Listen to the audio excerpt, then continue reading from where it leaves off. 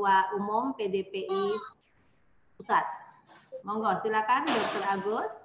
Oke, selamat siang. Assalamualaikum warahmatullahi wabarakatuh.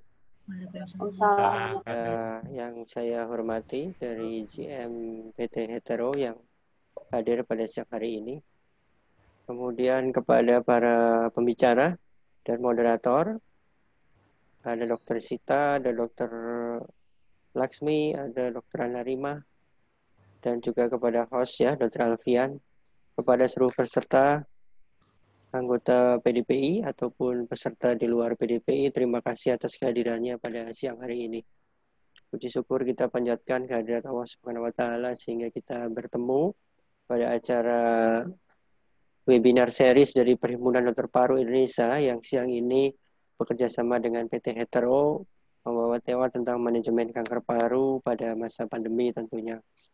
Kita ketahui bahwa selama COVID-19 ini tentunya pasien-pasien kanker paru tetap harus mendapatkan perhatian. Tentunya ada sedikit hal yang mesti dilakukan oleh teman-teman sejawat menghadapi pandemi dan juga sekaligus melakukan tata laksana pada pasien kanker paru.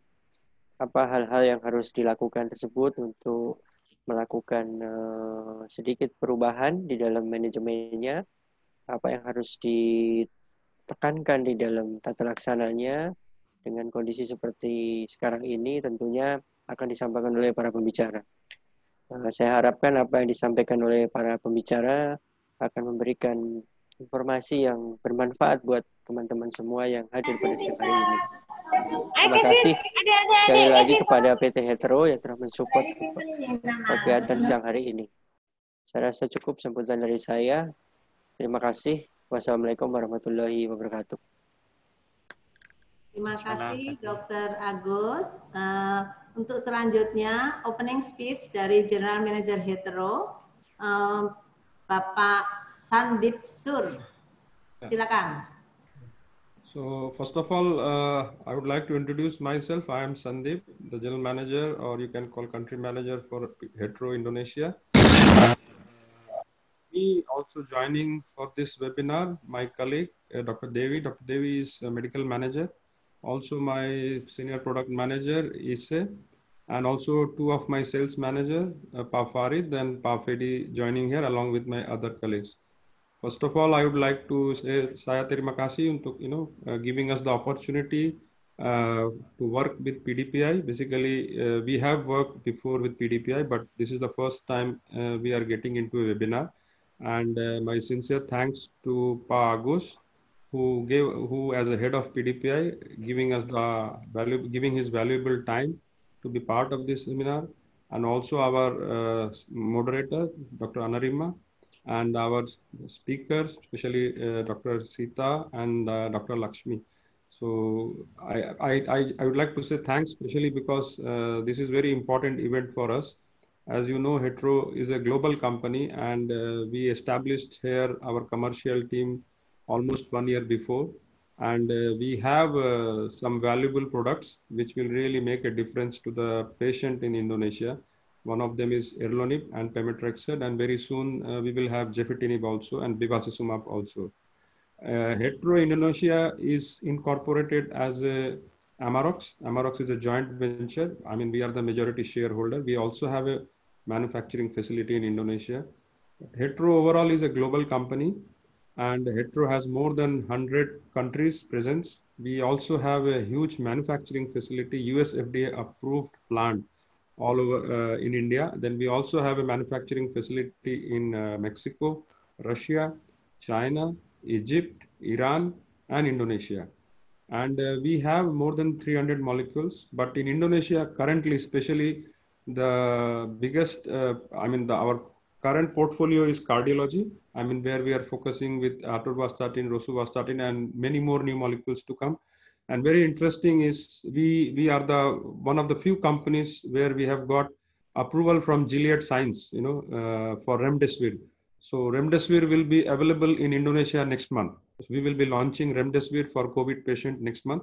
We already started supplying Oseltamivir. We already giving to many hospitals in the country. So oseltamivir, remdesivir, and lopirito, which is also an antiviral, is for the treatment of COVID patients. So basically, Hetero started its journey in the global level with API, manufacturing of the raw materials, but later on, we moved to manufacture finished goods formulation. And we have our basic strength is oncology. And in oncology, we are also currently launched temozolomide for brain cancer. And we are going to launch good molecules like imatinib and other molecules in oncology. But also in antiviral, where we are also quite strong, where we are partnering with Gilead Sciences. Gilead Sciences is the originator, which gives us the license to market in the emerging market. So, and then apart from that, we also have in other molecules like hepatitis and all. So basically, would like to emphasize Hetero is a global company with a global standard product and quality products, much cheaper price or much affordable price, which is the need of our in Indonesia. Because of the BPJS, we are supporting the government initiative. Pa Jokowi, I think 3 years back, visited India, and he had a interaction with our Prime Minister in India, and he invited Indian companies to come to Indonesia and invest so that we can provide a much affordable price. So this is the basically history of Hetero. We are a very new company in Indonesia, but we are not new globally. We have a very well presence in US. Our Flupir oseltamivir, what we are supplying in Indonesia, is also the US brand which we are supplying. And very soon you will also see remdesivir, which is, I am sure you must have heard it or you have seen it in the global news. And my sincere thanks to all the speakers, moderator, and of course, Margus, who is our head of the PDPI. And we are here not for short term, we are here for long term, and we are going to work together. I am sure we will be happy to support, and basically we are looking for benefit here also. So thank you very much, and thank you once again for giving us the opportunity for today to host the event. Thank you. Terima kasih Bapak Sandip Sur. Ya, jadi langsung saja kita memasuki acara presentasi. Tema kita adalah Management of Lung Cancer During Pandemic, dan akan menghadirkan dua pembicara, duo Laksmi, yaitu Dr. Laksmi Wulandari, SPPK dari Dr. Sutomo, Surabaya, dan Dr. Sita Laksmi Andarini, PhD, SPPK dari Rumah Sakit Persahabatan, Jakarta. Beliau-beliau ini termasuk new generation dalam kancah onkologi toraks di Indonesia, sehingga sebagai produk new generation tentunya memiliki cakupan yang lebih luas, efek samping yang lebih ringan, dan yang paling penting dapat menembus blood-brain barrier, Dr. Laksmi. Jadi sangat tepat kalau Hetero siang ini mengundang beliau berdua dan dijamin pasti pas untuk reseptornya. Baik, halo, dengar Yes, yes, dengar, Dr. Anarima, dengar. Ya, baik, masing-masing pembicara mendapat waktu 30 menit. Setelah itu baru diskusi panel selama 30 menit. Diperkirakan selesai jam 15.50. Kita mulai saja pembicara pertama, Treatment Options and Difficulties for Lung Cancer Patient During COVID-19 Pandemic. Silakan Dr. Laksmi, Surabaya.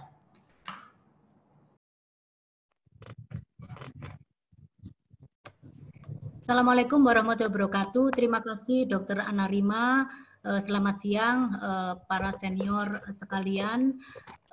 Yang terhormat Dr. Agus, Ketua PDPI, Ketua PDPI. Kemudian terima kasih kepada PT Hetero yang telah memberikan kesempatan kepada saya untuk ikut ambil bagian pada webinar yang penting ini. Tidak lupa kami ucapkan pada Dr. Alfian yang sudah demikian mempersiapkan segala sesuatunya. Ya. Suara saya terdengar kah? Jelas, halo? Dok. Ya, terdengar sekali, Dok. Jelas, monggo. Jelas. Kok enggak bisa ya? Iya. Jadi dalam 30 menit ke depan saya akan bicara sedikit mengenai COVID-19 pandemik, kemudian bagaimana cara membedakan antara lung cancer simptom dari COVID, kemudian bagaimana memprotek pasien-pasien cancer dari COVID, sedikit mengenai manajemen cancer di era pandemik, dan yang terakhir yang penting adalah treatment option pada pasien-pasien EGFR mutan. Nah, persoalannya adalah dimulai sejak tahun yang lalu, jadi Desember di China, kemudian mendeklar bahwa terjadi global pandemik terhadap COVID-19 sejak Maret 2020. Hampir semua negara terinfeksi dengan virus ini, tidak pandang bulu. Semua ras, walaupun kita lihat di sini bahwa dimulai di Asia, tetapi ras Eropa, Amerika, dan Afrika juga terkena dengan pattern yang hampir sama. Nah, kalau itu tadi dunia, ini sekarang kita mengarah ke Jawa Timur. Sekarang ini memang membaik. Jadi semua mata mengarah ke Jawa Timur ya. Kalau kita lihat di sini, kota Surabaya ini 54%, jadi hampir separuh. Kemudian Surabaya Raya, yaitu Surabaya, Kabupaten Sidoarjo, dan Gresik, ini menempati hampir 75%. Nah, sedangkan daerah-daerah yang lain itu hanya seperempatnya. Jadi sebetulnya kalau Surabaya ini beres, Surabaya Raya beres, maka tentunya Jawa Timur juga. Nah, ini sekedar menginformasikan kasus terkonfirmasi. Jadi yang biru ini adalah Kabupaten Gresik, kemudian yang hijau agak muda ini Sidoarjo. Tidak terlalu menungkik, tetapi Surabaya ini jelas menungkik dalam hal kasus terkonfirmasi. Demikian juga dengan kasus kematian, karena angkanya banyak, kematian sekitar 29-30%, hampir sama dengan yang lainnya, ini juga akan tinggi. Kemudian kasus PDP-nya juga tinggi. Nah, saya bekerja di RSUD Dr. Sutomo. Asalnya kita itu hanya punya ruang isolasi khusus yang isinya 14 tempat tidur. Ini adalah digunakan untuk sejak flu burung, kemudian SARS, MERS-CoV, H1N1, tetapi dengan adanya pandemi ini, secara gradual dalam hitungan hari dan minggu ditingkatkan terus dari yang 14 pada akhir Mei menjadi 153, dan saat ini ada 250 tempat tidur yang memang digunakan untuk COVID ini. Jadi hampir semua bangsal dipakai untuk COVID. Walaupun bukan rumah sakit COVID, tapi akhirnya ya COVID semua, seperti itu. Nah, kanker paru ini mempunyai gejala-gejala yang hampir sama dengan gejala-gejala COVID. Oleh karena itu harus segera di-screening dan dipastikan bahwa pasien ini sebetulnya kanker paru saja atau dia ada COVID-nya, untuk menurunkan risiko daripada severity maupun mortality. Yang kita lakukan selama ini adalah melakukan swab untuk pastinya untuk membedakan apakah ini disebabkan karena infeksi bakterial ataupun infeksi karena virus. Nah, di Sutomo sendiri dengan banyaknya kasus seperti itu telah diciptakan buku panduan, kemudian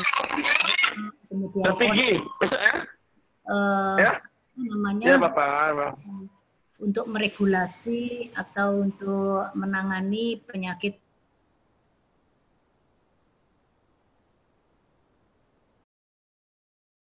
atau screening cepat, baik itu dilaksanakan di pasien UGD maupun di pasien rawat jalan. Nah, guideline global lebih kurang sama, jadi semua pasien lung cancer harus diidentifikasi apakah ada tanda-tanda COVID atau tidak, meliputi gejala, kemudian apakah ada infiltrate atau GGO di CT scan-nya. Jika didapatkan gejala atau tanda yang mengarah ke situ, maka harus segera dilakukan diagnosis pasti. Dalam hal ini harus dilakukan swab. Sehingga kalau itu confirm, ya kita akan memberikan obat-obat antiviral dan penata laksanaan sesuai dengan COVID. Kalau tidak, maka ada beberapa kemungkinan.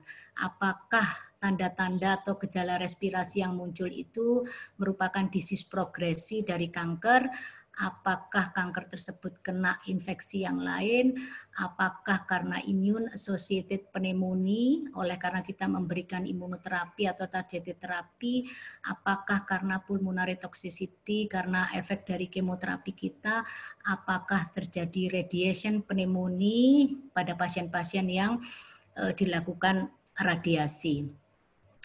Nah, kenapa demikian? Karena pasien kanker ini seperti kita ketahui bersama mempunyai risk to get infection lebih tinggi disebabkan karena beberapa hal. Yang pertama adalah penyakit kanker itu sendiri menyebabkan immune respon pasien menurun.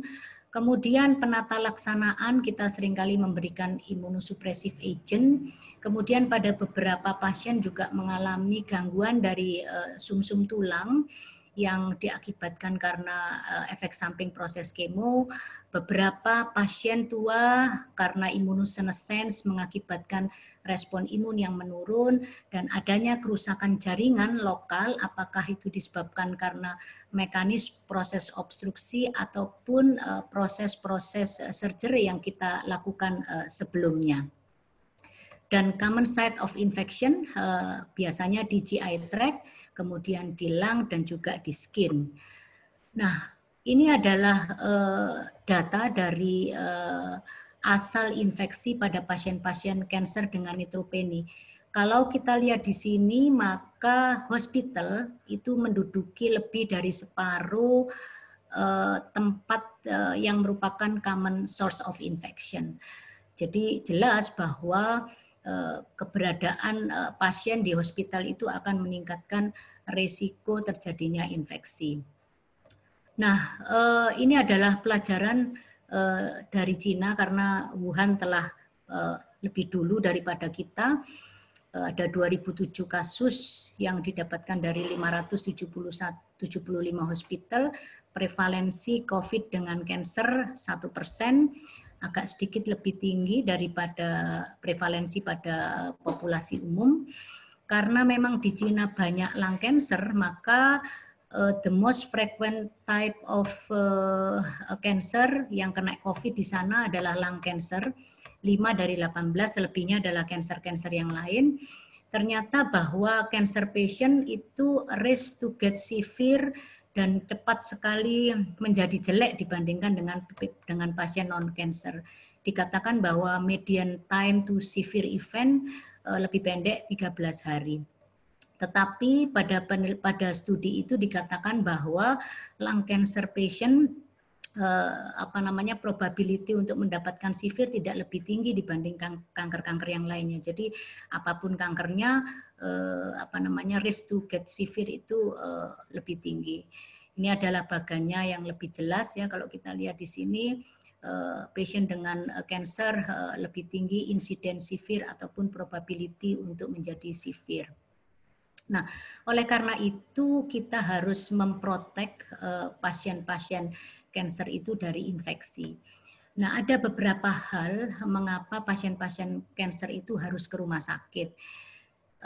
Dan itu yang harus kita hindari. Oleh karena itu, maka sebaiknya kita meminimalkan ekspos pasien tersebut terhadap rumah sakit. Yang pertama adalah kalau bisa manajemennya dilakukan di rumah saja.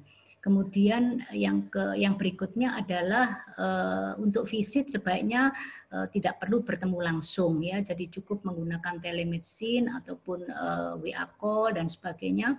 Dan dikatakan di sini bahwa kalau pasien-pasien itu sebelumnya mendapat IV drug, maka kalau ada sediaan oralnya sebaiknya dikasih yang sediaan oral. Nah, untungnya di Indonesia ini tidak ada ya, Vinorelbin itu kalau di luar ada, di Singapura ada sediaan oral. Jadi untuk 1B, 2B cukup diberikan oral, tidak perlu IV. Berikutnya adalah kita harus mengadjust dosis maupun schedule kemo. Intinya adalah jangan terlalu cepat-cepat ke rumah sakit, dipanjangkan. Jadi kontrol antara schedule 1 dan berikutnya dipanjangkan. Kemudian proses radioterapi juga demikian. Jangan sering-sering ke rumah sakit, mungkin dosisnya ditambah tetapi frekuensi ke rumah sakit diperjarang. Kemudian untuk follow up visit yang biasanya kita lakukan 2 bulan, 3 bulan mungkin juga lebih diperpanjang. Pada pasien-pasien yang sudah stable, yang sudah stable lebih dari setahun, yang menggunakan maintenance terapi, ya bolehlah ini sementara di break dulu sampai menunggu badainya berakhir, lah baru nanti kita melanjutkan lagi karena memang pasien-pasien ini sudah stable. Kemudian ketika pasien itu ke rumah sakit maka harus menggunakan APD yang proper sesuai dengan zonanya, dan ruangan untuk perawatan pasien kanker harus secara reguler dilakukan pembersihan dan desinfeksi. Nah, berikutnya adalah kita harus memprevent dari infeksi yang biasanya disebabkan karena pemberian kemoterapi, yaitu neutropenia, dalam hal ini febrile neutropenia.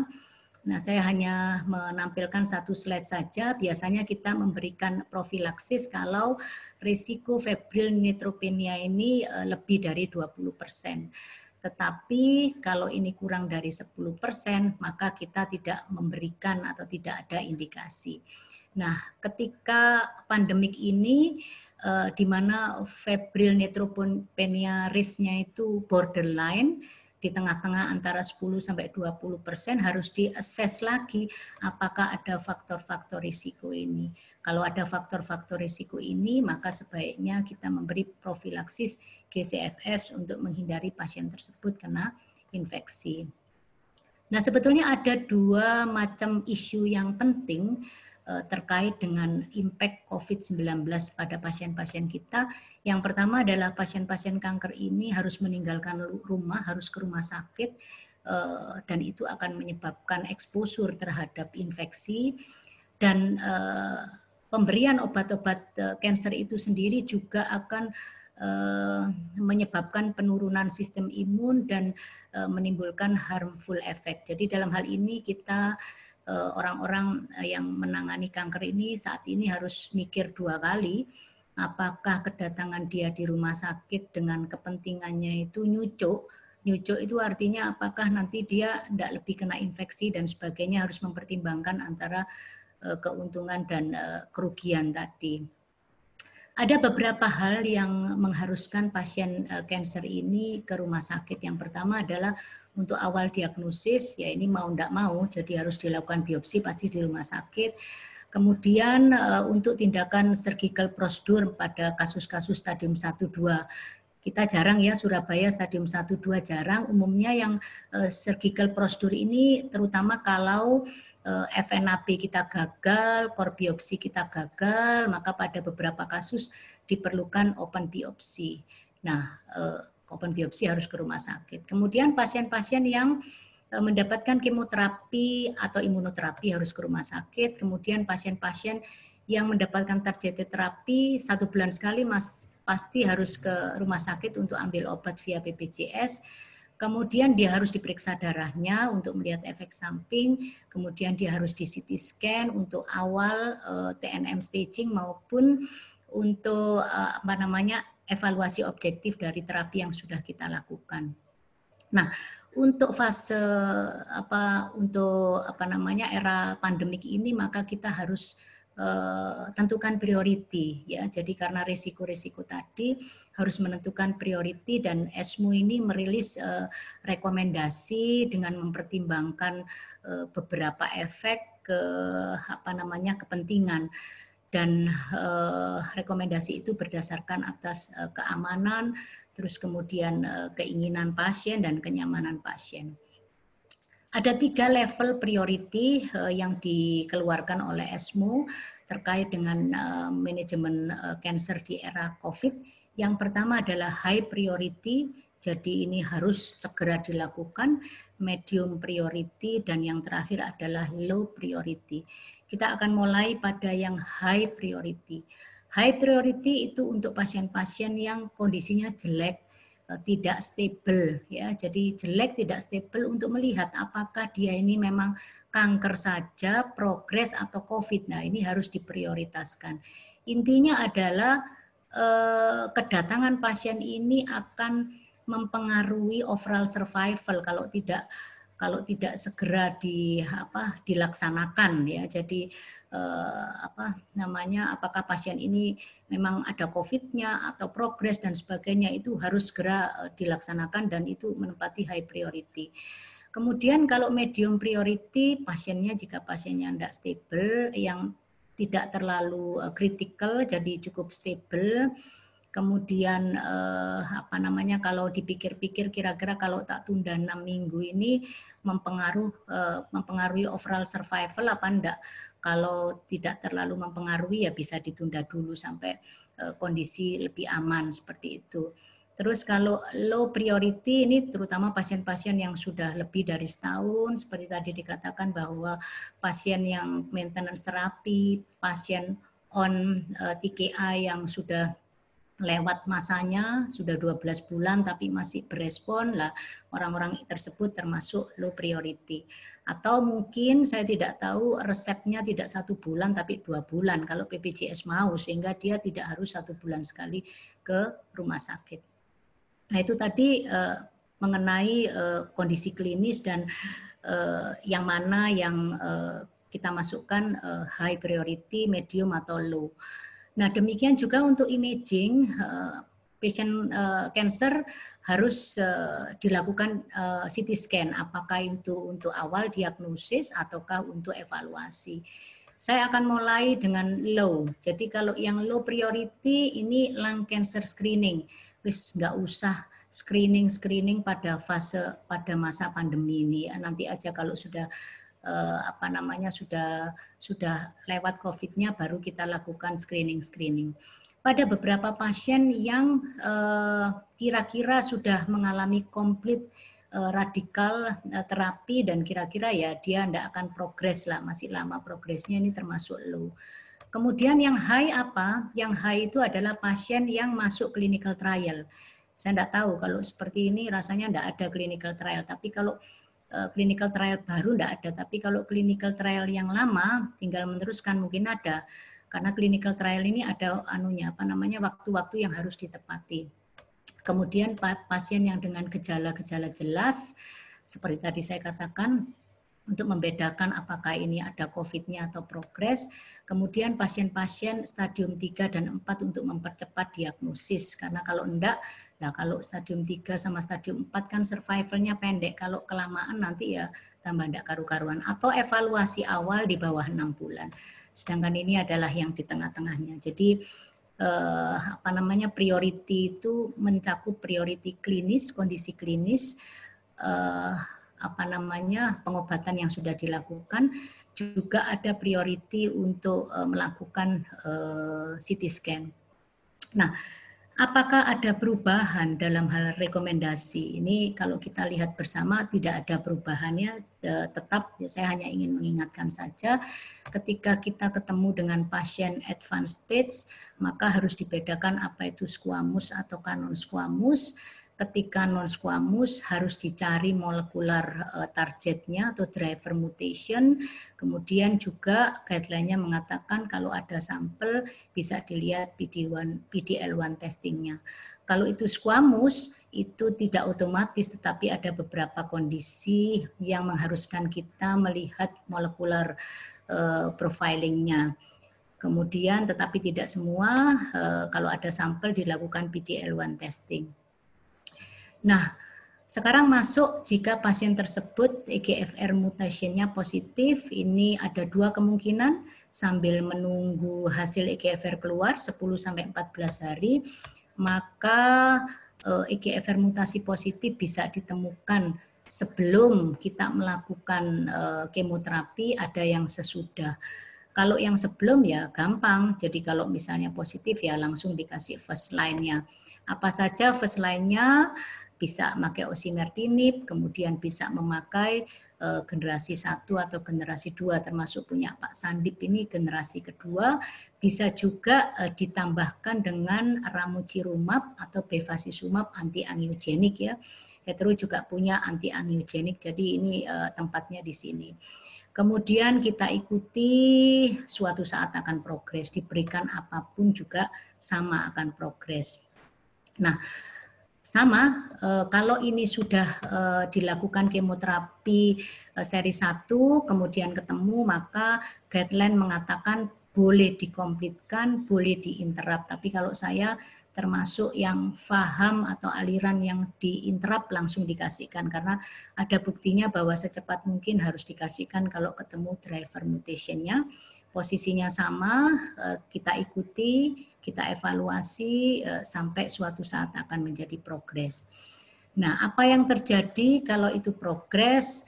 Maka jika itu progres, maka guideline-nya mengatakan harus mencari T790M mutasi, karena 50-60%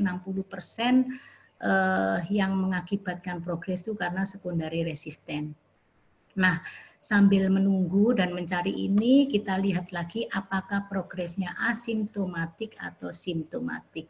Kalau asimptomatik, maka guideline-nya mengatakan tetap di-continue TKI-nya atau ditambahkan dengan anti-angiogenik. Seperti itu, dan ditambahkan dengan lokal terapi. Kalau itu simptomatik tetap dibagi dua, apakah simptomatiknya di brain, apakah itu sistemik. Kalau di brain hampir sama, jadi tetap dilakukan lokal terapi, kemudian tetap diberikan TKI-nya, ditambahkan dengan anti-angiogenik, atau kalau ternyata T790M-nya positif, maka untuk pasien-pasien yang mampu bisa diberikan osimertinib. Bagaimana jika dengan pasien tersebut adalah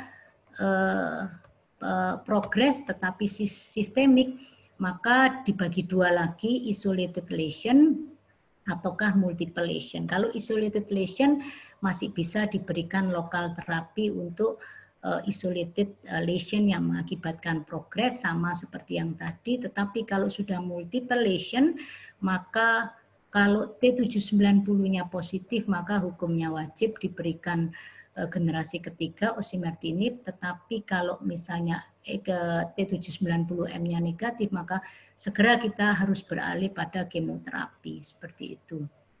Nah, ini adalah petunjuk praktis memberikan terapi pada pasien-pasien baik itu squamous untuk non-small cell maupun small cell. Panjenengan bisa lihat di sini. Yang pertama adalah ada golongan yang harus segera diberikan. Ada golongan yang tidak boleh di stop kalau tidak ada justifikasi yang meyakinkan. Kemudian ada yang boleh di delay dan ada yang tidak usah diberikan, ya, bisa dibaca sendiri. Yang penting di sini adalah interval. Jadi seperti apa namanya, imunoterapi nivolumab ini bisa dinaikkan dosisnya tetapi dipanjangkan 4 minggu. Pembrolizumab yang tadinya 3 mingguan ini 6 mingguan dengan dosis yang lebih besar. Kemudian durasi kemoterapinya enggak usah 6 kali, sudah 4 itu cukup. Karena 4 itu sudah optimal, sedangkan yang kelima dan yang keenam itu efek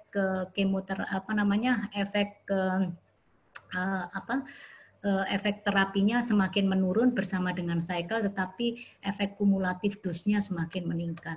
Kemudian kalau terjadi neutropenia cepat diberikan G-CSF seperti yang tadi saya sebutkan.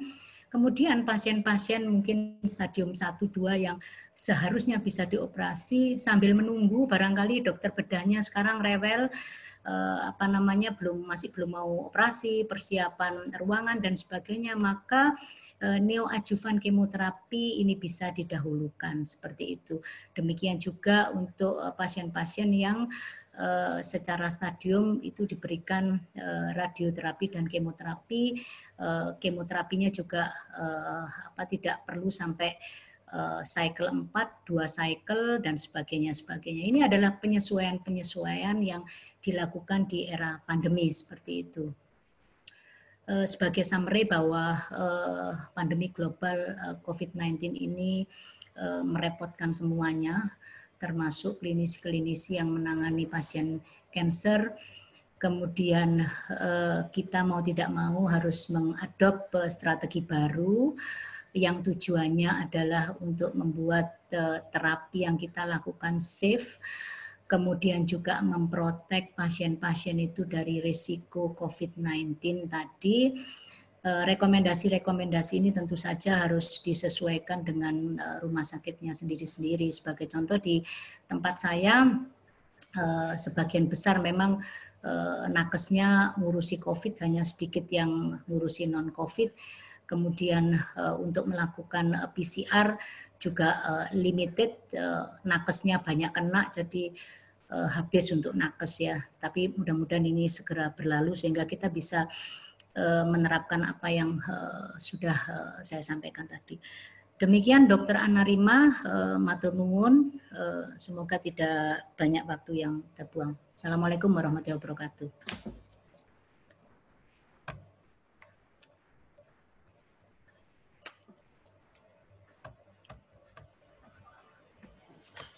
Kok belum? Oke, sudah bisa dengar? Halo? Sampun, sudah dengar. Oke, terima kasih. Terima kasih Dr. Laksmi, presentasi yang sangat menarik. Berikutnya presentasi kedua, sharing experience of treatment of non-small cell lung cancer during COVID-19 pandemic oleh Dr. Sita Laksmi, Jakarta. Monggo.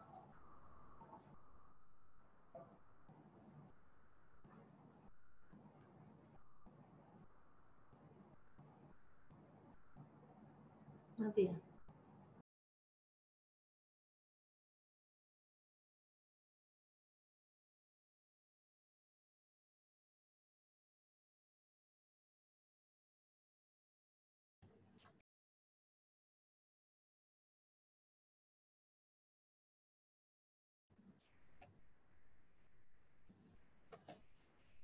Slide-nya apakah terlihat? Ya, terlihat, Dok. Ya, oke. Assalamualaikum warahmatullahi wabarakatuh. Terima kasih. Tadi kita sudah lihat. Terima kasih.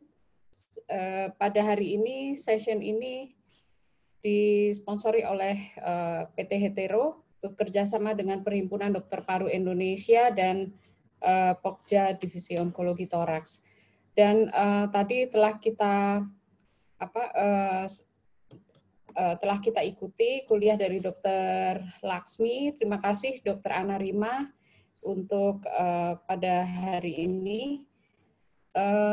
Presentasi hari ini adalah mengenai sharing experience of treatment of NSCLC during COVID-19 pandemic. Kalau kita lihat di sini 14 Mei data 1,5 bulan lalu kasus di Indonesia 16.000, maka satu bulan lalu Mei 29 25.000 dan hari ini double kemarin ya, kalau kita lihat datanya 51.000 double. Mudah-mudahan angka ini bisa turun sehingga kita bisa agak lebih santai, jalanan nggak macet lagi, jadi bisa kerja agak lebih tenang untuk mengurusi yang masalah-masalah lain. Dan kalau kita lihat BPJS di Indonesia, asuransi, kalau kita lihat saya tidak tahu apakah sekarang pembiayaannya ganti ke BPJS ataukah ke yang lain. Mestinya kalau kasusnya turun, mestinya pembiayaan melalui BPJS juga ikut turun. Saya tidak mengerti hal ini. Jadi kalau kita lihat bahwa pembiayaan kanker, terutama kanker yang utama di Indonesia, karena kanker paru adalah nomor 5, itu cukup tinggi. Yang pertama adalah ischemic heart disease, yang kedua adalah kanker. Dan ini seperti tadi yang dijelaskan oleh Dr. Laksmi bahwa perjalanan pasien itu sangat panjang, mulai dari keluhan, terjadi keluhan atau tanpa terjadi keluhan melalui suatu screening sampai dengan terdiagnosis dan sampai treatment decision. Ini kalau di Indonesia data dari Rumah Sakit Persahabatan sendiri ada yang hanya 2 hari karena kebetulan ingin check up, kemudian besoknya dia sudah langsung bisa terdiagnosis, dan juga ada yang sampai 90 hari karena antrian diagnosis dan lain-lain. Kalau kita lihat di sini, pada saat ini tanpa COVID pun kita sudah mengalami suatu lonjakan kasus kanker paru di Indonesia, dan apalagi dengan COVID ini kita disibukkan lagi dengan COVID, dan COVID ini sangat mempengaruhi cancer care dan riset, yaitu limitasi system based, patient safety, staff exposure, ada travel restriction, dan juga yang tidak kalah penting adalah economic burden. orang ekonomi melihat di sini uangnya berkurang sehingga seluruhnya disuruh bekerja kembali, sedangkan orang kesehatan inginnya semuanya sehat. Demikian mudah-mudahan tidak ada kontradiksi di antara dua bidang ini.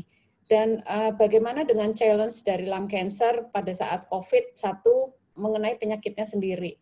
Tadi sudah dijelaskan oleh Dr. Laksmi bahwa pasien kanker ini memiliki risiko yang lebih tinggi dibandingkan kanker yang lain. Jadi kanker paru itu memiliki risiko terjadinya COVID dan COVID yang berat dibandingkan dengan kanker lain. Dan kalau kita lihat kanker itu juga memiliki komorbiditas seperti PPOK, penyakit kardiovaskuler, trombosis, dan lain-lain. Dan pasien COVID yang sudah sembuh itu memiliki COVID-related lung injury dan COVID-related lung fibrosis. Yang ini akan kita bahas lebih lanjut sudah pernah kita bahas di webinar sebelumnya, dan di kedepannya akan ada guideline PDPI mengenai hal ini. Dan kalau kita lihat ada radiological features dari early COVID dan cancer therapy induced pneumonitis. Jadi tadi yang dikatakan Dr. Laksmi, ini progressive disease ataukah pneumonitis karena COVID atau karena efek samping. Kemudian kategori dari pasien kanker dengan COVID dengan treatmentnya ada yang di sini kalau kita lihat ada kanker paru dan lain-lain, dan berapa yang inpatient, berapa yang outpatient. Ini adalah severity antara kanker dengan non-kanker jelas berbeda. Pasien dengan kanker kita lihat ICU admission dengan ventilator jauh lebih tinggi dibandingkan pasien non-kanker. Demikian juga dengan severity dari disease, jadi critical condition dari COVID. Dan yang kedua adalah challenge-nya adalah limitasi dari resource, seperti yang dikatakan Dr. Laksmi tadi, bahwa rumah sakit berubah menjadi rumah sakit COVID, apalagi rumah sakit persahabatan, yang kita lihat semua rujukan kasus yang sulit-sulit, kasus operasi, kasus bronkoskopi, torakoskopi yang sulit, semuanya ditutup untuk COVID. Kita lihat di sini, juga IGD-nya ditutup, yang dibuka hanya poli-onkologi toraks dan kemoterapi ODC. Emergency visit itu dilakukan di ruang rawat jalan di poli dan hanya pagi hari. Semuanya ICU COVID, dan kalau kita lihat penurunan outpatient visit tentu saja karena pasiennya rujukan dari rumah sakit lain, dan juga pasien-pasien agak takut untuk bepergian berkunjung ke rumah sakit. Bagaimana challenge-nya untuk healthcare personnel? Kita lihat ada proses screening, surveillance, kemudian untuk ada routine testing untuk petugas kesehatan. Dan impact terhadap diagnosis dan treatment dari COVID yaitu satu, delay diagnosis. Delay diagnosis yang pertama adalah karena kunjungan pasien berkurang, pasiennya juga khawatir ke rumah sakit. Kemudian ada proses triase dari pasien. Pasien yang non-COVID mendapatkan triase, COVID screening, bisa merupakan antibody atau antigen testing di banyak rumah sakit. Kemudian swab SARS-CoV-2, kemudian low dose CT yang dilakukan di beberapa rumah sakit untuk sebelum pasiennya masuk ke rumah sakit rawat. Kemudian limited resources. Ditutup, resource-nya ditutup. Mengapa? Satu, karena tidak ada operator, misalnya operatornya terpapar COVID atau perawat terpapar COVID, sehingga jumlah perawat dan dokter juga terbatas. Closure-nya karena lack specialized section for non-COVID, semua rumah sakit jadi bangsal COVID, sehingga yang non-COVID berkurang, dan limited negative pressure di diagnostic center. Ini adalah guideline dari American Association for Bronchology dan Interventional Pulmonology. Kalau seseorang menderita COVID, maka tindakan elektif bronkoskopi harap ditunda. Dan bronkoskopi untuk urgent itu harus dikonsider dengan perlindungan khusus untuk petugas. Dan kalau kita lihat di Indonesia, kita tidak kalah sudah punya panduan tindakan bronkoskopi era pandemi yang diterbitkan oleh PDPI dan Perbronki. Ini bisa didapat gratis di kantor PDPI Jakarta.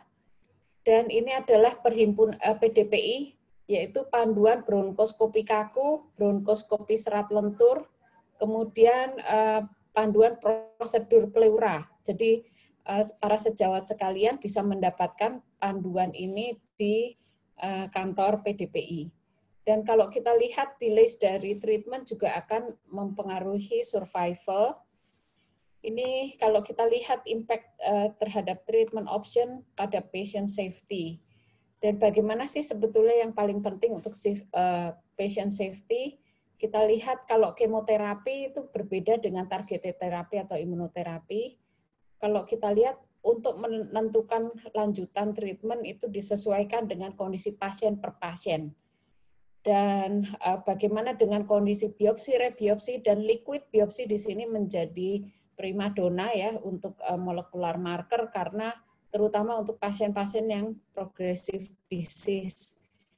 Karena kalau kita lihat kepraktisan dan lain-lain. Kemudian kita harapkan juga ada reduced hospital visit.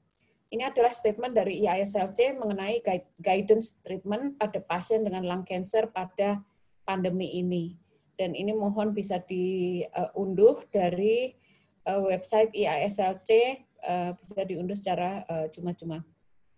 Ini kalau kita lihat berdasarkan stagingnya dan berdasarkan berapakah waktu yang kita bisa tentukan untuk delay dari treatment, yaitu bisa sampai 2 minggu untuk yang stage 4, kalau yang untuk stage 1 dan 2 bisa sampai 8 minggu. Jadi yang penting adalah safety dari pasien. Untuk radioterapi, ini harus dipilih juga berdasarkan risiko dan efektivitas. Risiko yaitu kalau kita lihat apakah ini benar-benar mendapatkan untung untuk pasien, increase susceptibility untuk severe COVID infection, kemudian minimizing traveling, minimizing exposure, kemudian pasien juga harus dipilih ya. Kalau yang kuratif tentu harus dilakukan, tidak boleh ditinggal. Sedangkan untuk yang life expectancy-nya tinggi juga demikian dan performance status yang baik. Ini adalah konsensus APSR mengenai molekular testing di Asia Pasifik yang tentu saja agak berbeda dengan IASLC. Di sini karena di Asia Pasifik EGFR mutasi angkanya tinggi, maka itu dimintakan testing molekular driver EGFR, ALK, dan ROS1. Yang lain kalau tersedia, sedangkan EGFR kita lihat kalau di Indonesia itu wajib karena karena ada pembiayaan kesehatan sehingga pemeriksaan EGFR menjadi wajib. Dan tadi yang sudah dijelaskan oleh Dr. Laksmi bahwa kalau kita lihat ada mutasi EGFR atau molecular driver mutation, maka treatmentnya berdasarkan molecular driver tersebut atau oncogenic pathway-nya. Kemudian ini adalah NCCN Guideline versi 6 2020. Kita lihat di sini bahwa tetap sama untuk yang awal, kalau advance atau metastatic disease, jadi 3B dan 4, maka dilakukan EGFR mutation testing, ALK, ROS1, dan lain-lain. Yang paling penting kita lihat adalah EGFR mutasi. Dan kalau semuanya negatif, maka harus ada systemic terapi. Systemic terapi dalam hal ini adalah kemoterapi. Dan kemoterapi kalau kita lihat dulu sebelum tahun 90-an mungkin antara kemo atau non-kemo, sebelum tahun 80, kemo atau non-kemo ternyata progression free survival dan overall survival jauh lebih tinggi pasien-pasien yang mendapatkan kemo dibandingkan dengan best supportive care. Karena itu kemo menjadi standard of care pada pasien-pasien advanced dan metastatic NSCLC.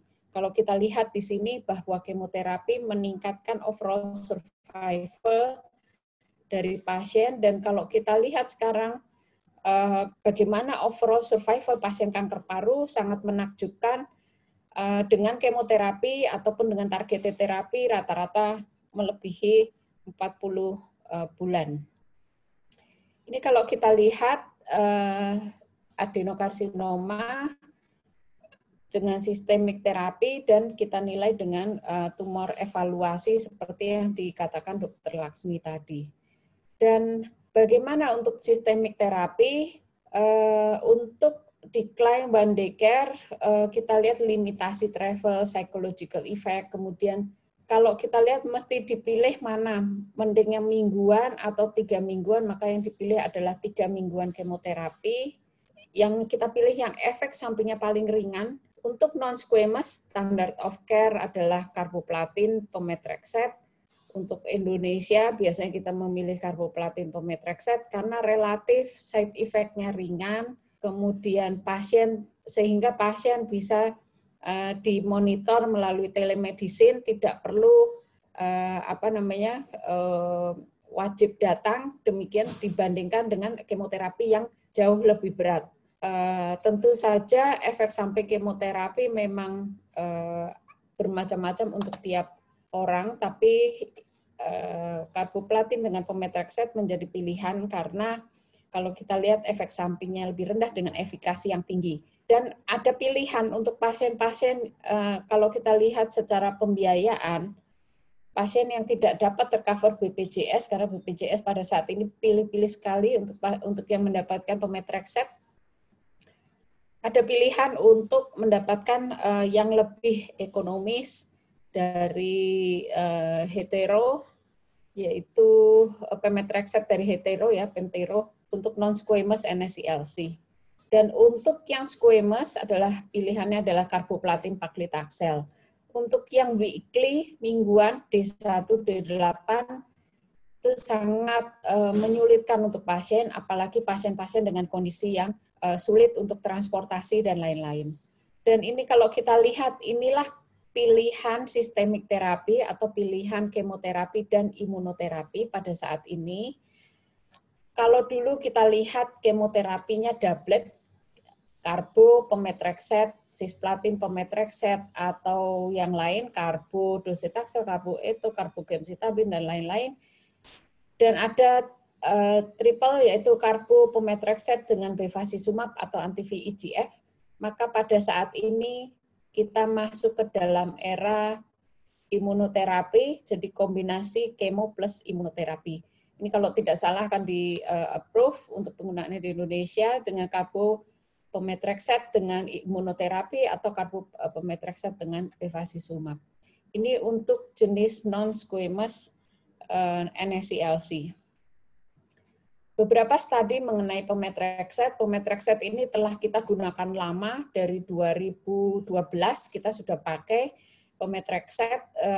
Kemudian ini adalah studinya, yaitu studi fase 3 pada pasien 3B atau 4 pemetrexed dibandingkan dengan gemcitabine.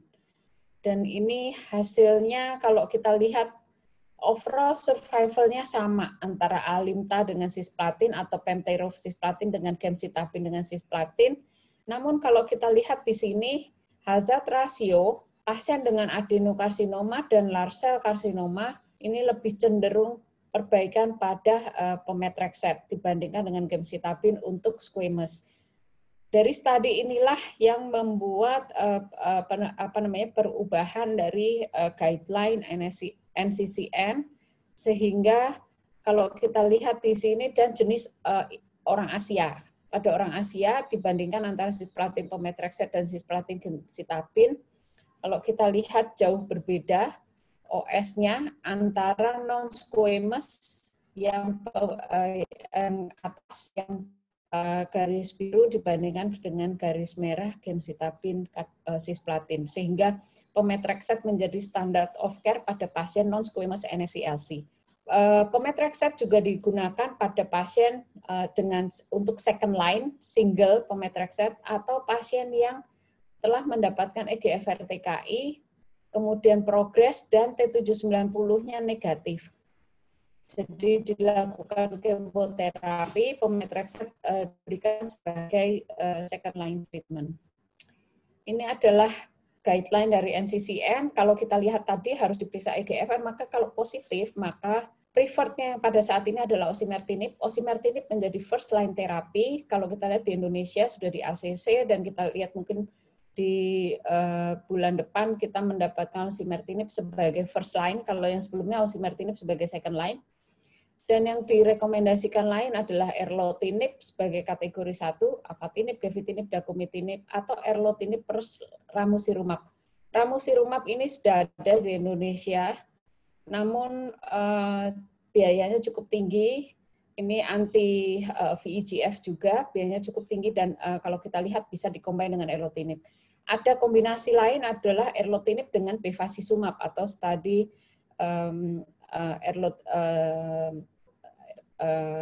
erlotinib bevacizumab di Jepang yang menunjukkan perbaikan overall survival. Ini jelas pada pasien dengan EGFR mutation positif yang diberikan adalah pemberian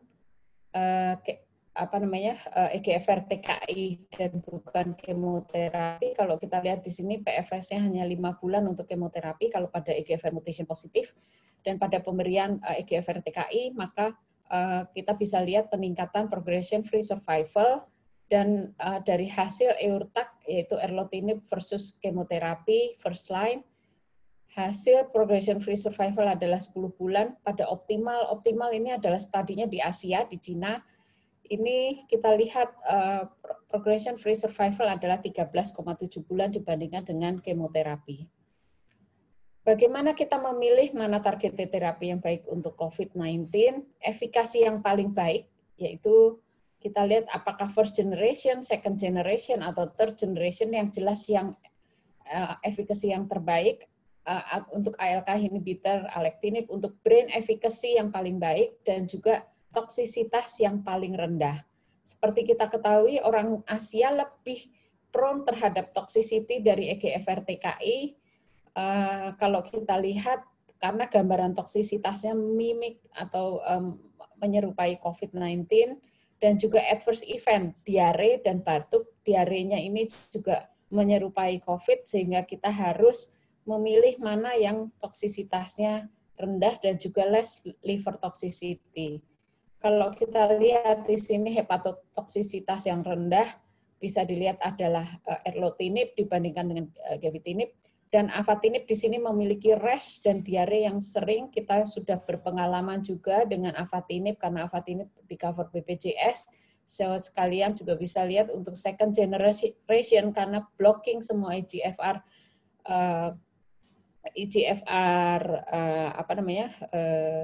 target, sehingga efek sampingnya pun agak lebih berat dibandingkan dengan first generation EGFR TKI. Dan juga untuk yang withdrawal karena obat, di sini dari data bisa kita lihat bahwa erlotinib lebih rendah dibandingkan dengan gefitinib. Third generation osimertinib sebagai first line memiliki toksisitas yang lebih rendah dibandingkan dengan first generation. Namun kita lihat bahwa osimertinib tidak di-cover oleh BPJS dan harganya juga masih relatif mahal, relatif tinggi untuk pasien. Dan bagaimana rekomendasi untuk disease progression? Untuk EGFR TKI, continue dengan consultation. Kalau local progression, radioterapi, rapid progression, kita harus lihat diferensiasi apa ini differentiation atau ini COVID-19 infection. Liquid biopsy ini penting, kemudian osimertinib bila T790 positif, kemoterapi, dan pada pasien kanker dengan COVID positif, EGFR TKI harus dilanjutkan, jadi tidak di-stop, harus dilanjutkan apabila pasien tersebut COVID-nya positif. Bagaimana imunoterapi dengan kanker paru? Imunoterapi menjadi standard of care, bisa single, bisa kombinasi imunoterapi dengan kemoterapi, atau maintenance pada non-resectable, contohnya ada durvalumab. Kemudian kita lihat sebagai sebagai first line kombinasi dengan kemoterapi pada small cell lung cancer untuk durvalumab dan atezolizumab. Sebagai kesimpulan, COVID-19 impact lung cancer management, delaying diagnosis, impact on survival, Dan kita lihat goalnya adalah satu, untuk meningkatkan quality of life, harus ada juga intensive surveillance. Anti-kanker treatment should not be withheld karena pandemik, tapi decision-nya harus didasarkan pada risk dan benefit dari patient safety. Dan kalau kita lihat kemoterapi, decision untuk kemoterapi yang profile sangat safe dan tolerance, untuk yang non-squamous adalah platinum dengan pemetrexed karena 3 mingguan dan efek samping yang dapat ditoleransi, dan EGFR TKI harus dilanjutkan pada COVID-19 patient. Ini adalah kasus perempuan 83 tahun dengan adenokarsinoma T7 dengan exon 21 L858R. Kalau kita lihat di sebelah kiri atas terdapat ground glass opacity. Pasien tersebut mendapatkan gefitinib dan juga bone irradiation. Gambarannya adalah PR, partial response, namun beliau mendapatkan ground glass opacities dan rapid IgM positif. Tapi CT-nya GGO. Kemudian PCR-nya negatif. Nah, dengan kasus seperti ini, kita harus tetap protokolnya adalah protokol, kalau kita lihat sensitivity dari PCR itu 70%, spesifisitasnya 100%, sedangkan sensitivitas dari rapid cukup tinggi, namun spesifisitasnya rendah. Jadi kita masih belum tahu apakah ini betul COVID atau tidak, tapi karena dengan GGO dan rapid IgM positif, walaupun sudah diulang mendapatkan rapid IgM positif, rapid IgG positif setelah 4 minggu. Sehingga kita tata laksana sebagai pasien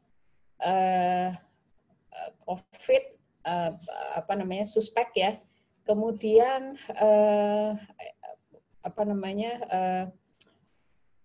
obat gefitinib tetap dilanjutkan dan pasien masih dalam kondisi baik pada saat ini. Ini kasus yang lain, laki-laki tidak merokok, kemudian dilakukan lobektomi dari rumah sakit lain, kemudian lobektomi, kemudian sepsis, dan dirujuk, kemudian diberikan antibiotik, dan kemudian setelah rawat hampir 2 bulan di rumah sakit karena kondisinya sangat berat, pasien improving, kemudian dari hasilnya ternyata mutasi exon 19, ini kalau kita lihat gambarannya demikian, pasca bedah, dan diberikan erlotinib, gambarannya baik, dari 2014, jadi operasinya 2013. Kemudian pasien tersebut tetap dengan erlotinib 150 mg dengan BPJS. Kemudian ada lesi baru tahun 2017. Waktu itu masih boleh, setelah erlotinib masih boleh dapat pemetrexed. Sehingga pasien mendapatkan kemo, hasilnya perbaikan setelah kemoterapi. Kemudian setelah kemoterapi perbaikan dilanjutkan lagi dengan erlotinib karena sudah tidak bisa dapat BPJS lagi, sehingga membeli erlotinib. Nah, karena sekarang ada produk erlonib jadi bisa lebih ekonomis. Pasiennya masih hidup sekarang, jadi ini sudah 6 tahun. Dari 2013 akhir, jadi sekitar 6,5 tahun pasiennya masih hidup. Kemarin memang ada metastasis brain, kita radioterapi, tapi karena tidak sanggup untuk osimertinib, maka lanjut dengan generasi pertama. Kemudian kasus yang kedua adalah usia 78 tahun dengan adenokarsinoma, laki-laki exon 19, demikian juga dengan erlotinib, 150 mg, kemudian diturunkan 100 mg awalnya karena nggak bisa dapat dengan BPJS, akhirnya membeli sendiri. Ini waktu itu membeli sendiri karena produk erlonib belum sampai di Indonesia, menggunakan produk lain, jadi dibeli secara gelap. Sekarang bisa dibeli secara secara resmi ya dengan harga yang lebih ekonomis. Ini perempuan 58 tahun dengan metastasis otak. Kita lanjutkan dengan brain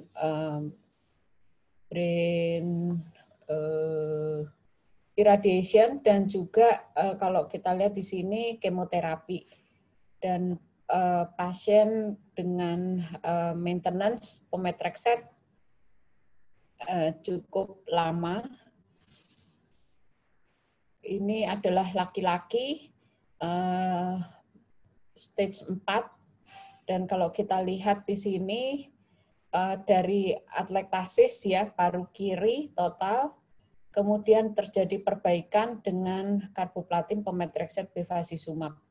Pasien ini hanya mendapatkan 6 siklus, kemudian tidak muncul-muncul lagi.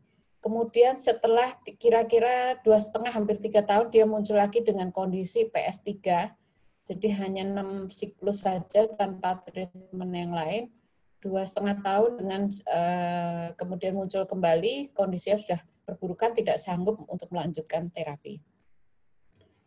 Dan ini adalah penggunaan pemetrexed pada second line, jadi pada progression TKI, kemudian dilanjutkan dengan karboplatin pemetrexed.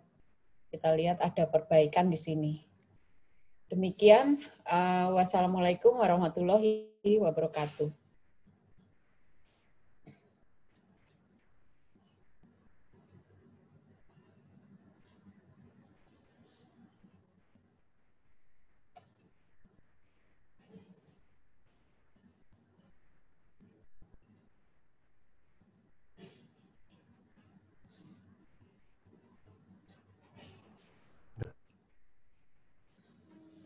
Ya, terima kasih. Mungkin kita bisa lanjutkan dengan tanya jawab, Dr. Ana. Sekali, monggo bagi ya bagi yang sudah hadir, kalau ingin para peserta kalau akan ada pertanyaan, urun rembuk atau share pengalaman dari kita untuk kita, monggo dipersilakan. Atau kalau belum ada, mungkin kita di sini menghadirkan para panelis, Dr. Resa dari Bandung, Dr. Pantas dari Medan, Dr. Dewiana dari Jakarta, Dr. Sofian dari Semarang, Dr. Mula Warman dari Dharma S Jakarta, Dr. Ahmad Hudoyo mungkin. Monggo dipersilakan dokter. Dr. Mula Warman wonten? Enggak ada. Dokter Hudoyo? Ya. Dokter Hudoyo, monggo dokter mungkin komen atau share pengalaman dokter. Ya. Terima kasih. Ya. Tadi ada pasien survive dengan kemoterapi, radioterapi yang terakhir menggunakan terapi target. Ya, sudah hampir 2 tahun.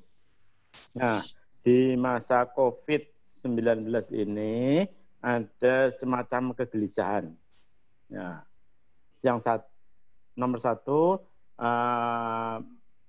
sudah amankah kondisinya dia saat ini? Yang kedua, ya paranoid. Nah, karena dia baca-baca di Google, ternyata bahwa yang masuk ICU kebanyakan pasien kanker itu lebih banyak dibanding yang bukan kanker. Nah, itu. Jadi itu dua masalah yang diutarakan ya di masa COVID ini. Ya, mohon komentar bagaimana? Apakah nomor satu, apakah sudah cukup aman? Walaupun dia sekarang sudah PET scan-nya sudah bersih. Ya, PET scan-nya sudah bersih, tapi ada riwayat kanker paru. Ya, pertanyaannya adalah apakah cukup aman dia saat ini? Ya. Umurnya sekitar belum 50, jadi aman nggak kalau ke mall. Nah, yang kedua, bagaimana mencegah jangan sampai paranoid, nah, sehingga bisa berpikir positif. Nah, itu pertanyaan yang diajukan. Monggo silakan, Pak, kalau ada yang mau menanggapi.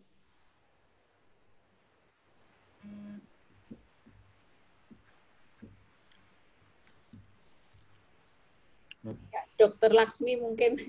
Ya, monggo silakan. Ya, sudah terdengar dok? Sudah terdengar? Nah, Sorry. sudah. Ya. Ya. Jadi dokter tadi mengatakan bahwa pasien on targeted terapi ya dok, yang terakhir sudah 2 tahun.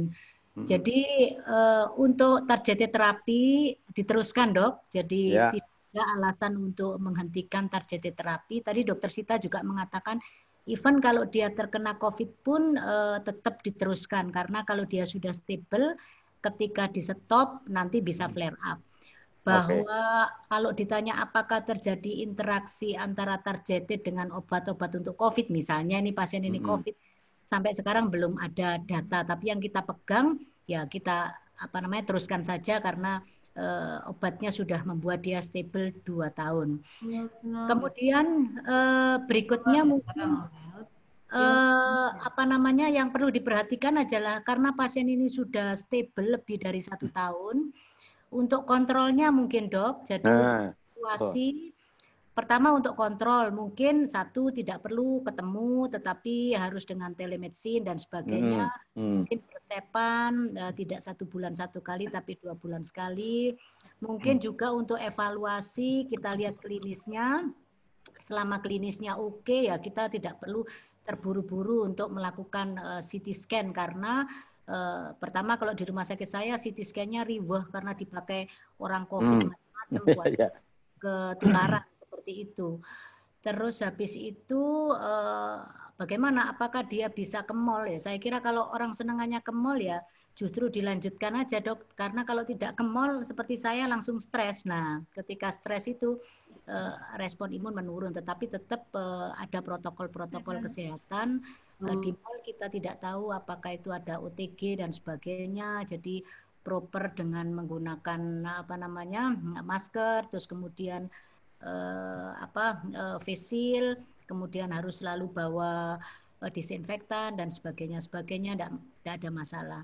Nah, kalau misalnya terjadi gangguan respirasi yang sebelumnya tidak ada, sebelumnya stable, maka seperti yang rekomendasi tadi harus cepat dibuktikan bahwa ini infeksi atau bukan. Kalau infeksi karena COVID atau non-COVID.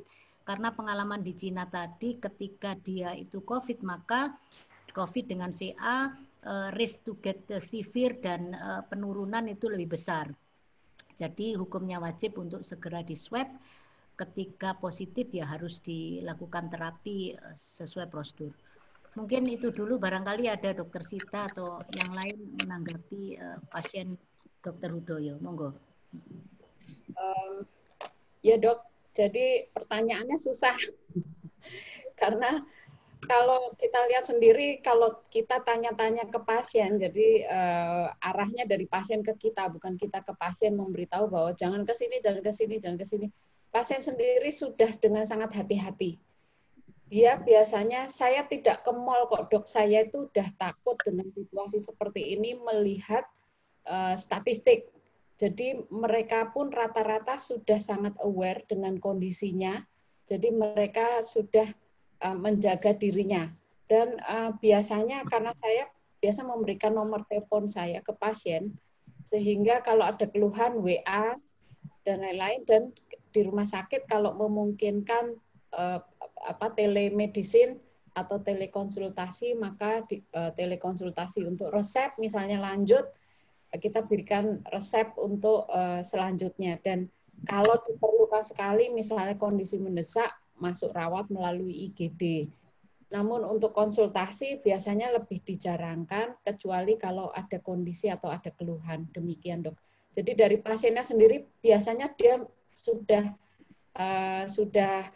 sangat aware bahwa ini belum aman, karena masih lihat garis. Pasiennya sendiri yang memberitahu ke kita, dok itu kita ngeri, di luar kita udah hati-hati, di luar anak muda kumpul-kumpul di jalanan nggak pakai masker, jadi seperti itu dok.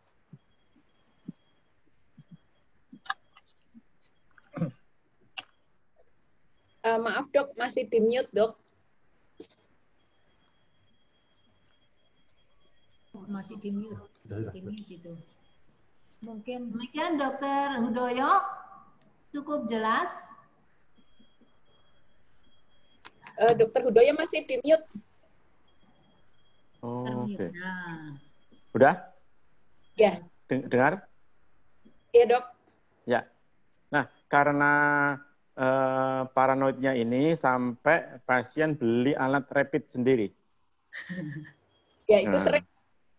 Ya, ya. Nah, yang kita rekomendasikan rapid atau langsung PCR?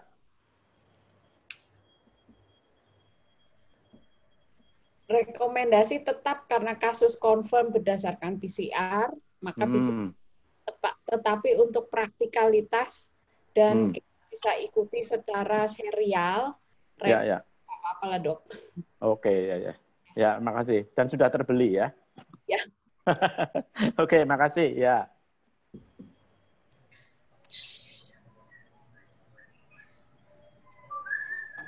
Ya, terima kasih Dokter Hudoyo.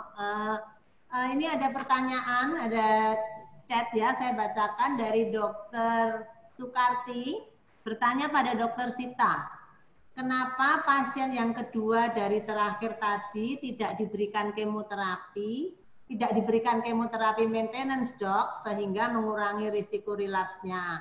Apakah karena restriksi dari JKN atau bagaimana? Lalu ini melanjutkan pertanyaan dari Dokter Afriani. Dokter Sita, pada kasus yang dokter jelaskan tadi, maintenance kemoterapi kenapa hanya diberikan pemetrexed plus bevacizumab saja, sementara sebelumnya kombinasi 3 obat. Monggo Dokter Sita.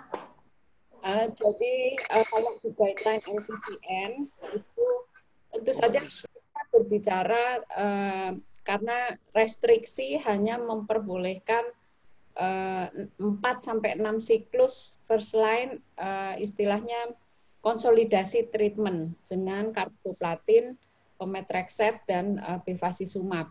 Dan karboplatin itu yang dinamakan konsolidasi treatment 4-6 siklus, pada musim COVID ini 4 siklus saja dari Dr. Laksmi sudah cukup. Jadi itu yang dinamakan konsolidasi treatment. Untuk maintenance, beberapa studi maintenance adalah bisa dari studi Paramount, studi Avaper, dan lain-lain. Yang digunakan bukan konsolidatif treatment dengan karboplatin, namun juga yang digunakan adalah kemoterapi selain platinum backbone-nya. Jadi pemetrexed ditambah yang lain, bisa saat ini adalah pemetrexed dengan bevacizumab atau pemetrexed dengan pembrolizumab, imunoterapi atau digunakan sebagai maintenance treatment. Untuk maintenance pemetrexed dengan bevacizumab pada kombinasi treatment itu diberikan selama 2 tahun. Nah, ada pasien misalnya setelah 2 tahun hasilnya baik, apakah dilanjut ataukah di stop? Karena studinya sampai 2 tahun, jadi 2 tahun maintenance-nya di stop. Pada pasien yang kedua tadi, mengapa tidak diberikan maintenance? Yaitu satu keterbatasan biaya. Dulu belum ada pemetrexed Pemtero ya, Pemtero dari hetero itu yang harganya lebih ekonomis.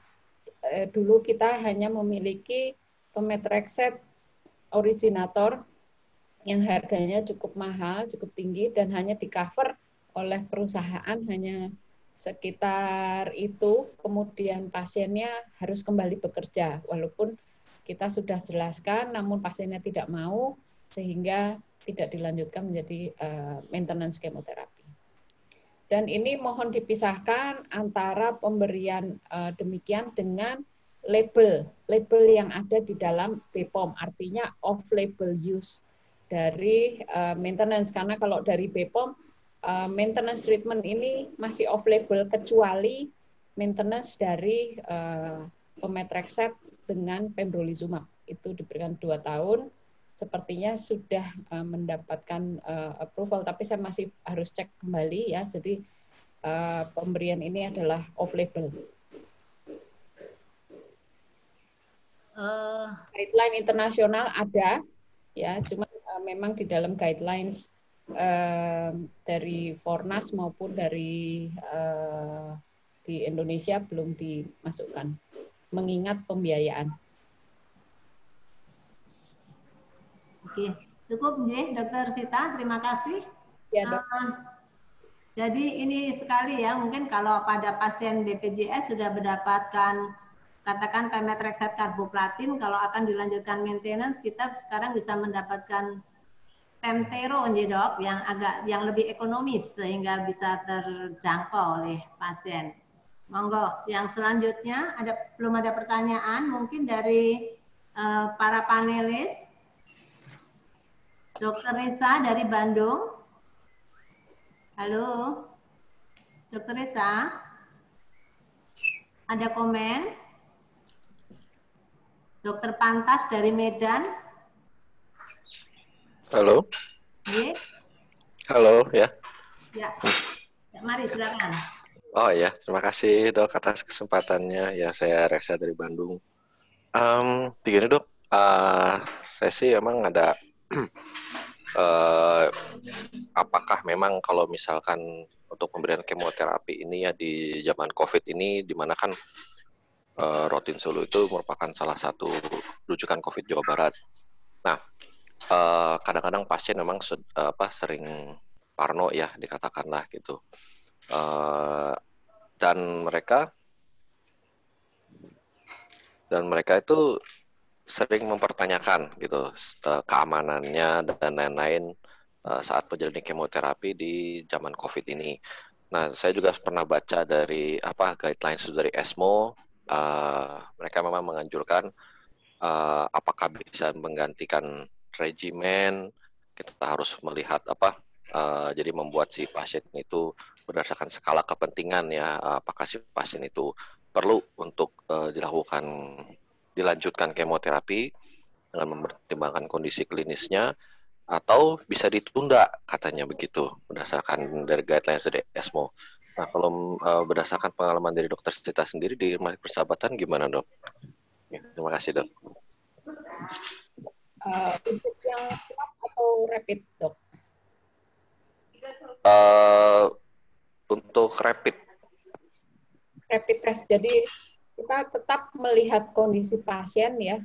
Kalau swab 2 kali negatif, maka kalau kondisinya baik, kita bisa lakukan kemoterapi. Tapi kalau swabnya positif, maka treatment untuk COVID-nya didahulukan.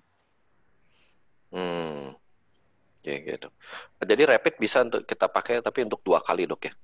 Asal 2 kali gitu. Swab Dok, hasilnya harus swab. Oh swab, oke. Oh siap. Siap. Terima kasih Dok. Pula Warman atau Dokter Hudoyo ada pengalaman? Ya.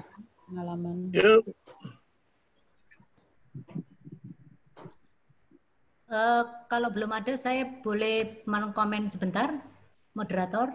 Ya, Dokter Laksmi. Ya, jadi kita sendiri harus pede ya, Dok ya, bahwa pasien-pasien yang advanced stage, stadium 3B, 3 ke atas, 3, 4 itu sesuai dengan rekomendasi ESMO mengatakan high priority untuk diberikan terapi. Kalau dia targetable mutation-nya positif sesuai dengan targetable mutation.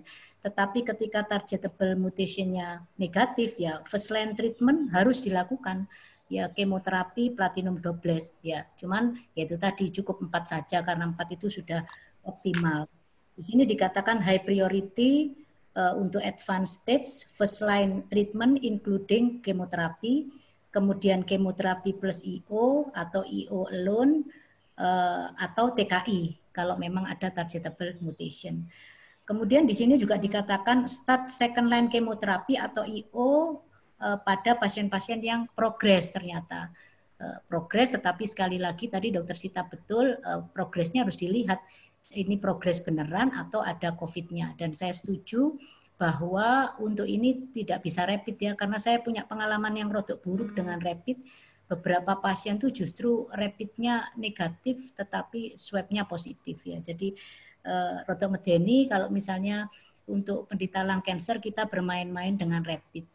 Kalau rapid itu untuk masyarakat umum yang tidak imunokompromis, tetapi kalau imunokompromis mau masukkan kemoterapi maka harus diyakinkan bahwa tidak ada COVID-nya. Terus dikatakan juga di sini start second line TKI pada pasien yang progres ya. Mungkin ini habis kemoterapi, kemudian progres, kemudian targetable mutation yang positif di start TKI. Terus GCSF juga harus consider diberikan. Kalau biasanya kita memberikan ketika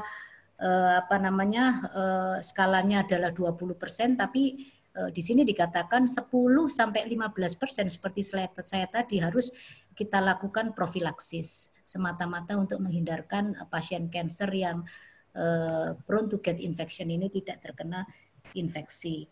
Kemudian kalau pasien-pasien dengan anti PD-L1 yang lebih dari 50%, maka harus diberikan as first line, tetapi sekali lagi mungkin durasinya diperpanjang. Tadi dikatakan bahwa yang tadinya Pembro 3 mingguan bisa 6 mingguan, Nivo 2 minggu menjadi 3 minggu. Mungkin itu dulu dok, jadi kita dulu yang harus pede untuk memberikan kemo, tetapi dengan waspada harus swabnya. Matur nuwun.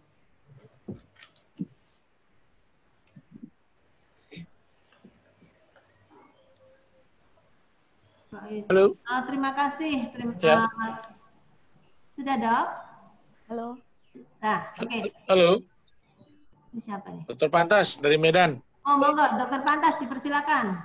Monggo. Ya, ini ada 2 masalah ya. Halo. Ya, monggo dok. Ya, ada satu pasien saya umur 48 tahun, on kemo dengan pakli dan karbo, kena COVID pada siklus ketiga.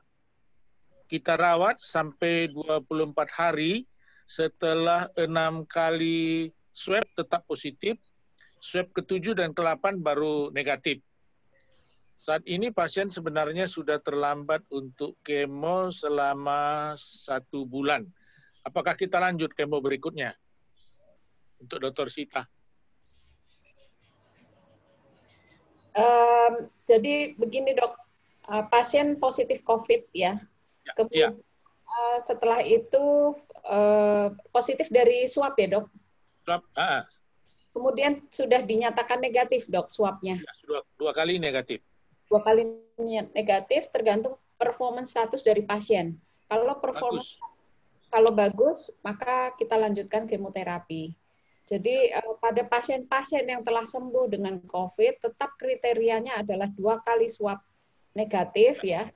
Itu yang jelas untuk onkologi, karena kita harus berpanduan dengan hal tersebut. Artinya 2 kali negatif, karena ada dari WHO yang 1 kali ya, kalau nggak salah negatif, tetap 2 kali negatif dengan jarak lebih dari 24 jam. Itu bisa dilakukan kemoterapi tetap melihat kondisi pasien. Jadi kalau pasien PS-nya bagus, maka dapat dilanjutkan kemoterapinya. Kalau kemoterapi sudah 4 siklus Dokter Pantas, maka boleh stop sambil menunggu.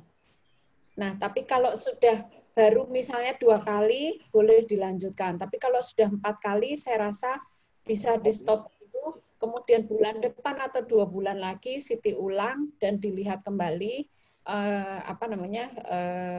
kondisi pasien tersebut, progresivitas. Demikian dok. Ya. Yang kedua ya dok ya, pasien umur 53 dengan selama ini memakan erlotinib yang 150, rapid testnya positif, tetapi swabnya 2 kali negatif.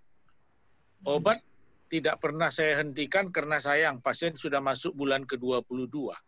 Ini lanjut terus dok ya? Lanjut terus dok. Bahkan kalau swabnya positif pun erlotinib tetap dilanjutkan. Jadi kalau pasiennya diisolasi, obatnya dipekelin di dalam. Demikian, Dok. Oke, Dok.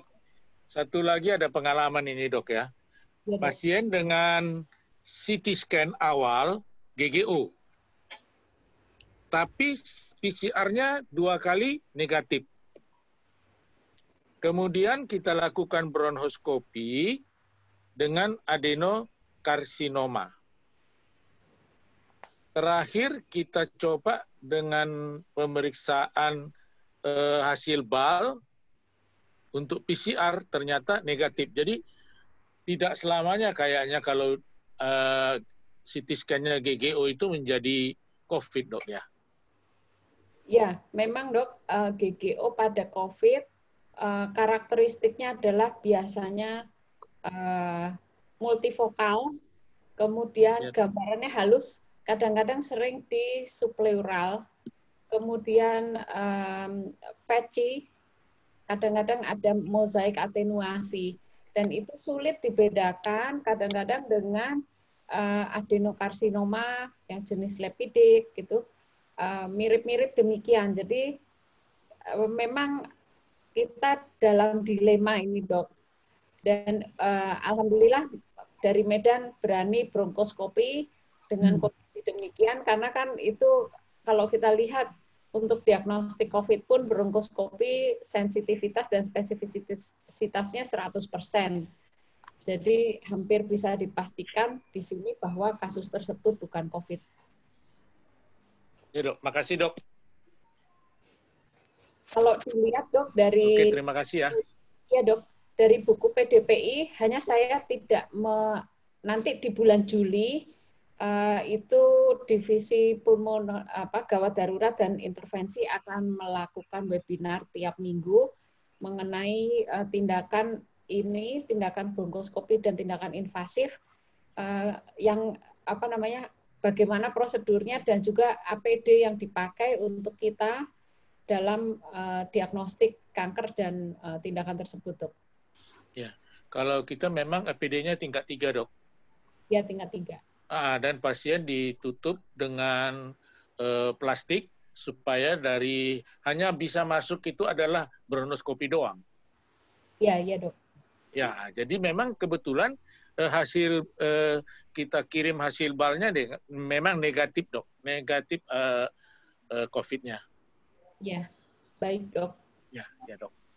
Makasih ya, Dok.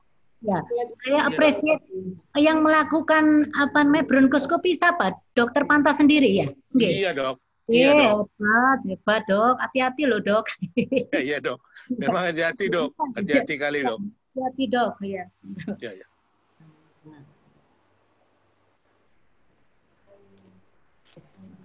Terima kasih, Dokter Pantas.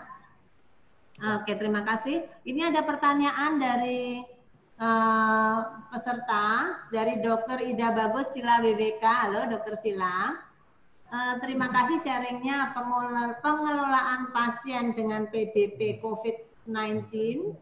Bagaimana dengan kemoterapi? Apakah kita menunggu hasil confirm dulu? Terima kasih. Dr. Sita mungkin. Atau Dr. Laksmi, monggo. Dr. Laksmi. Mungkin. Ya, apa tadi, Mbak? Mau diulang, mohon maaf. Halo, kok enggak dengar ya? Ya, oke. Dengar? Nah, sekarang dengar. Sekarang. Ya. Ini dari Dr. Sila. Ya.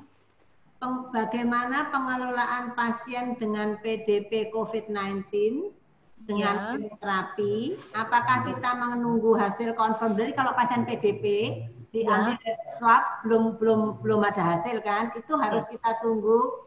Ya, dulu, saya nunggu. Bisa memulai langsung. Ya, PDP. saya tunggu. Ya, saya tunggu. Kalau itu PDP, saya harus menunggu swabnya. Karena ketika itu swabnya positif, maka saya akan menunda kemoterapi dan mengobati pasien tersebut COVID dulu. Dan kemoterapi bisa ditunda sampai sesuai Dokter Sita tadi, negatif 2 kali dan sebagainya dan sebagainya. Ya, terima kasih. Jadi gold standard tetap adalah PCR, pemeriksaan swab PCR. itu gold standarnya, sampai PCR-nya negatif baru kita lanjutkan kemoterapi lagi. Dan itu disesuaikan pasien per pasien, artinya kondisi pasien, performance status dari pasien. Ya, saya menambahkan kalau itu targeted terapi mungkin bisa langsung diberikan, tapi kalau yang kemoterapi mungkin lebih baik kita obati, kita menunggu dan kita obati dulu sampai benar-benar COVID-nya sembuh gitu. Ya, jadi kalau untuk targeted terapi, walaupun dia COVID positif, tetap diberikan, jangan terhenti TKI-nya. Kalau pasiennya diisolasi, obatnya diberikan pada saat dia diisolasi. Ini mungkin ada pertanyaan lagi ya, Dokter Ana? Ya, di sini data sedang dikumpulkan oleh IASTO untuk kejadian COVID, dan kita masih menunggu ethical clearance-nya, atau mungkin ethical clearance-nya sudah jadi. Jadi datanya sudah ada, Dokter Sukarti. Sedang dikumpulkan. Ya. Mungkin ada share lagi dari para sejawat, para senior. Kasus-kasus yang menarik yang didapatkan oleh sejawat. Monggo dari bisa langsung atau dari chat ya, Dokter. Halo. Kalau sementara yang dari panelis, monggo Dokter Sofyan dari Semarang. Waktunya masih berapa? 5 menit ya? Sampai jam berapa sih? Sampai 50, Dokter Ana masih 9 menit. Oh, masih 9 menit. Monggo Dokter Halo, Sofyan ya. dari Semarang. Ya Dok, selamat siang, selamat sore Dok, Dokter Ana. Halo. Selamat sore. Ya, terima kasih. Saya Sofyan dari Semarang, Dok. Mau bertanya atau mungkin ada pengalaman ini, Dokter. Ada berapa pasien yang CA paru, adenokarsinoma, kemudian sudah mendapatkan terapi targeted erlotinib yang originator produknya, Dok. Pasien mendapatkan originator produk karena dia memakai asuransi. Kemudian di suatu waktu karena asuransinya tidak bisa mengcover lagi, jadi pasien mengharuskan untuk beli sendiri. Kemudian dari pembiayaan karena beli sendiri terlalu tinggi, pasien keberatan, kemudian meminta alternatif yang lain. Karena ada erlotinib yang merek lain yang lebih ekonomis, tetapi pasien kadang masih ragu-ragu, Dok, apakah efikasinya sama dengan original produknya. Kadang-kadang kita menjelaskan antara originator dengan produk yang isinya sama tetapi mereknya berbeda itu agak rumit juga, terutama sekarang kan pasien-pasien juga sudah kritis juga gitu. Mungkin ada jurnal penelitian yang menunjukkan bahwa antara originator produk dengan sama-sama yang isinya erlotinib tapi merek yang lain, tetapi efikasinya pada prinsipnya sih sama, sehingga tidak mengurangi kepercayaan pasien terhadap pengobatan tersebut. Itu yang pertama, Dok. Kemudian nomor 2, kasus Dokter Sita tadi dari hasil pemeriksaan klinis kemudian radiologis dan dari hasil rapid test positif IgG maupun IgM-nya, tetapi dari PCR negatif. Untuk kasus-kasus seperti itu kadang-kadang kita jumpai, saya juga beberapa kali menjumpai pasien dengan IG rapid test positif tetapi hasil PCR negatif. Apabila ada pasien kanker, kemudian kita melakukan rebiopsi yang sudah on treatment, rebiopsi dengan bronkoskopi ataupun dengan modalitas pemeriksaan yang lain, apakah tetap berpotensi infeksius apa tidak? Karena kan setahu kita bahwa COVID ini penularannya melalui droplet maupun airborne, sehingga kalau dia PCR swab-nya negatif, secara logika harusnya tidak menyebabkan droplet infection gitu, Dok. Mungkin itu, Dok. Terima kasih. Ya, jadi Dokter Ana mungkin bisa langsung dijawab Ya.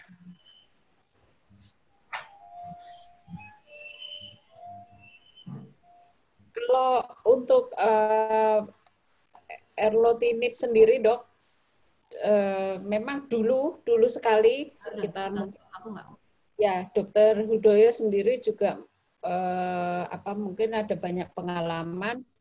Jadi sebelum produk Erlonib dari Hetero ini masuk, kita juga sudah banyak pakai non-originator secara gelap karena belum masuk, karena program originatornya masih ada. Jadi karena waktu itu belum ada BPJS dan harganya cukup tinggi, maka biasanya pasien minta tolong temennya atau yang lain untuk beli di India kemudian ditenteng. Tapi kemudian sekarang sudah ada produk erlotinib dari PT Hetero yang harganya lebih ekonomis, jadi lebih memudahkan untuk pasien yang tidak dapat tercakup oleh restriksi BPJS. Jadi BPJS itu restriksinya ya cukup unik, ya kita bisa memahami, itulah yang ada. Sudah dapat erlotinib pun sudah syukur. Jadi ada restriksi, pasien-pasien yang tidak bisa mendapatkan BPJS secara restriksi bisa diberikan pilihan terapi ini. Bagaimana dengan efikasinya? Sama. Jadi efikasinya sama, side effect-nya juga sama dengan produk originator. Jadi tidak kalah dengan originator. Demikian juga dengan obat kemoterapi pemetrexed yang non-originator, artinya pemetrexed biosimilar. Itu kita pakai antara originator atau Alimta dengan Pemtero, side effect dan efikasinya sama. Jadi bisa digunakan dengan harga yang lebih ekonomis. Nah, cuman kalau ada pasien-pasien yang tidak tercakup oleh restriksi Fornas BPJS. Demikian.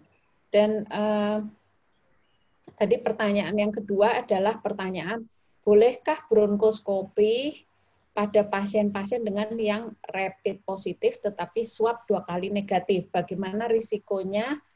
Itu apakah ada di sini dari Pokja PIGDN ya? Peserta dari Pokja PIGDN mungkin dokter yang dari PIGDN boleh silakan. Wahyu Ani atau dokter Diki, dokter. Saya 3 kali dok bronkoskopi pasien COVID. Iya, dokter siapa ini dok? Dewiana dok.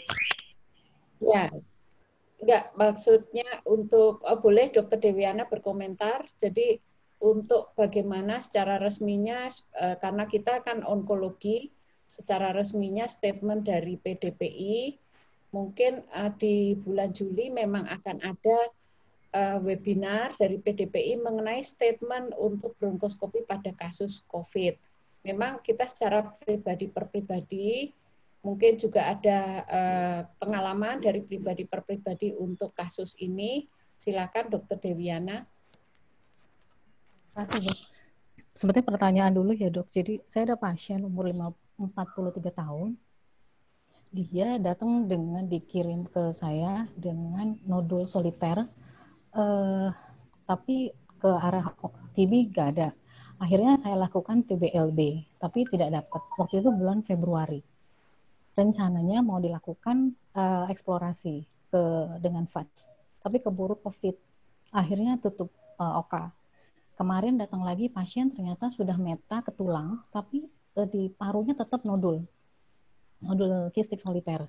Nah, pertanyaan saya, apakah pasien yang seperti itu kan tetap dilakukan pembedahan untuk mencari jenis tumornya, karena kan sampai sekarang kita belum tahu jenis tumornya apa. Terus itu pertanyaan.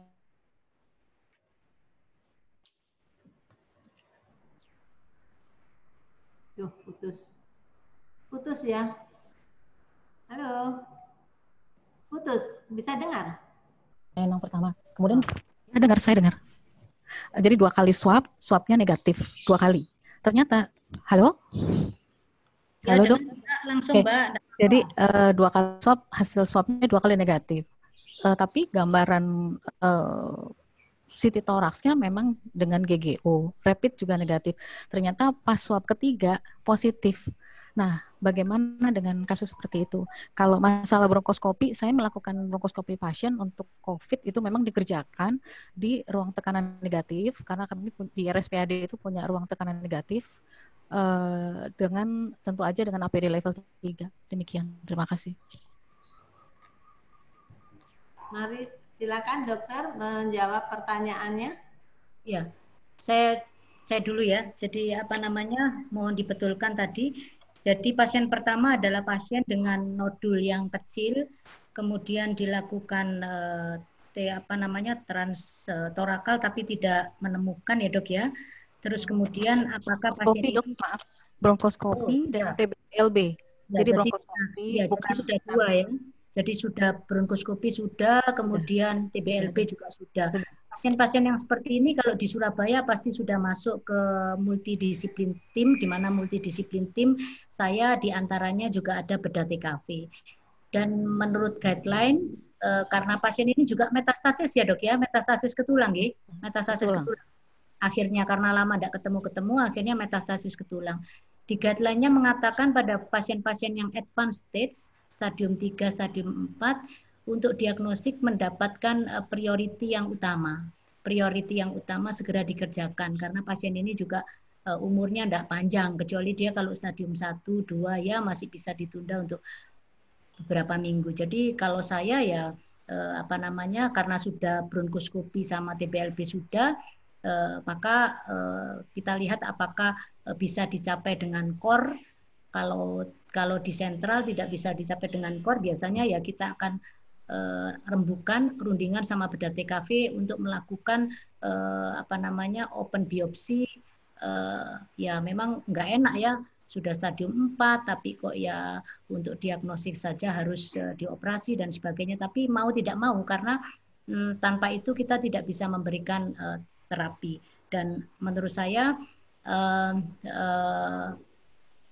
guideline-nya dokter bedah operator akan melakukan swab dulu pada pasien tersebut. Kalau memang pasien tersebut tidak COVID ya dilakukan operasi seperti biasa ya untuk diagnostik. Mungkin itu yang pertama. Monggo silakan, barangkali ada masukan yang lain dokter Sita. Ya, tetap saya rasa nanti mungkin bisa dijawab oleh yang berwenang atau divisi PIGDN supaya lebih mantap ya. Jadi ada keilmuan di situ. Nah, kalau dari pribadi memang pada pasien dengan rapid positif, swab 2 kali negatif, GGO positif, maka kemungkinannya tinggi COVID. Jadi probable pada kasus ini.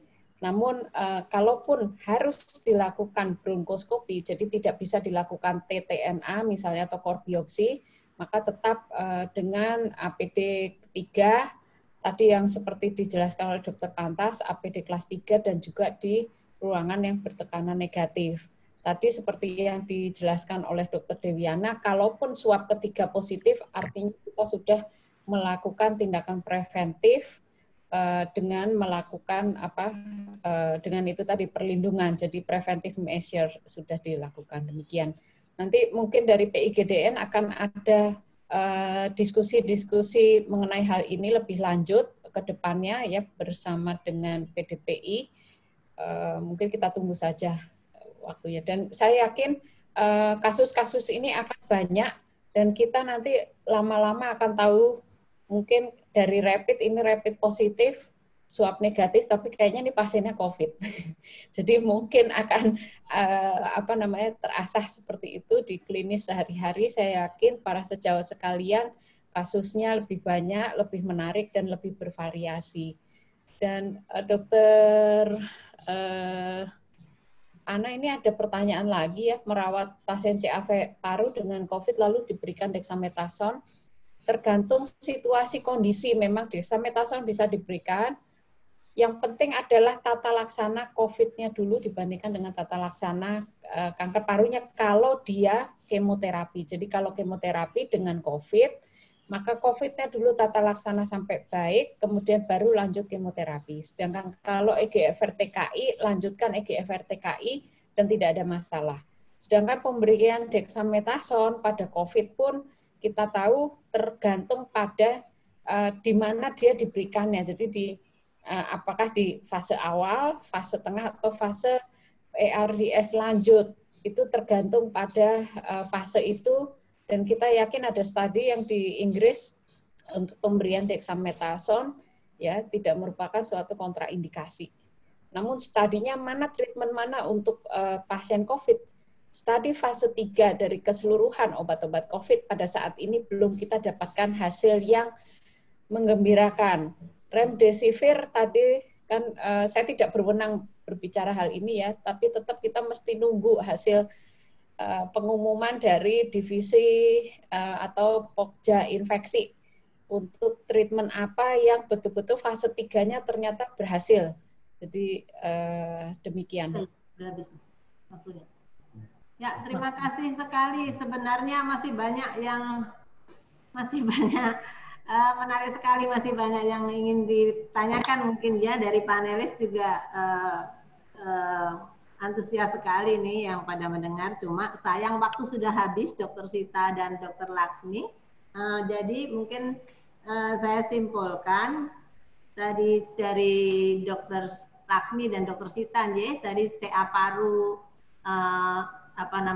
pasien kanker paru punya risiko tinggi untuk terkena COVID, sehingga gejala dan tanda COVID harus kita lihat apakah itu dari progressionnya, efek kemoterapi, atau memang karena ada koinfeksi COVID. Lalu bagaimana kita memprotek pasien kanker dari infeksi, lalu bagaimana untuk tata laksananya sudah dijelaskan tadi, dilakukan sesuai prioritasnya.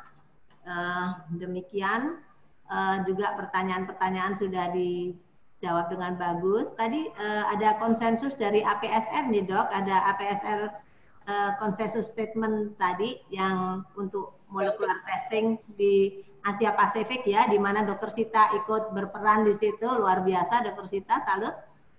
Demikian, terima kasih kepada Hetero, semoga untuk kedepannya bisa lebih intens, kita sering bekerja sama, dan juga dengan adanya erlotinib, pemetrexed, produk dari Hetero, kita lebih masyarakat lebih bisa terbantu karena banyak restriksi-restriksi dari BPJS di mana ya ini erlotinib dan pemetrexed Hetero ini bisa sebagai solusinya.